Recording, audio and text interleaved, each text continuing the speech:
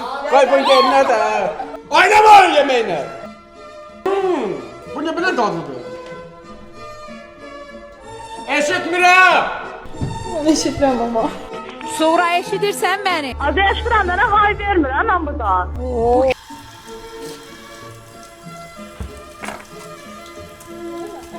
Ne oldu?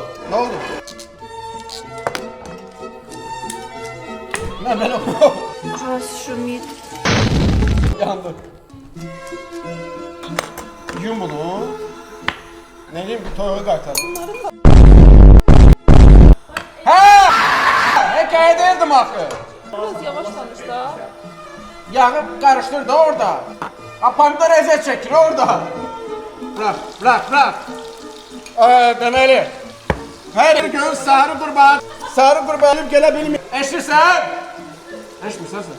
Duz vurmamışam gözlə. Hə? Boş gedir. Bırak başları şeyləmə. Tuz. Ne? Tuz. Duz dökmüşəm, əladır. Var, duz var. İstiyoruz. Ne? İstiyoruz. Eşdim.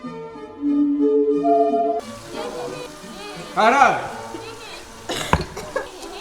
Kəsdir. Mən ağzımda adını bilirəm. Adlə dökməlidir. Adləyə demək lazımdır. Denəm də. Kərti qaldı, neynirsiz?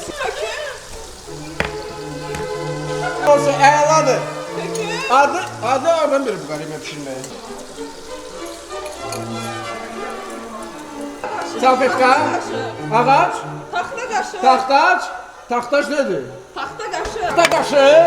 Yoxdur taxta qaşı. Vardı bəylər apardılar. Neyinsən taxta qaşı? Ha. Pişdi.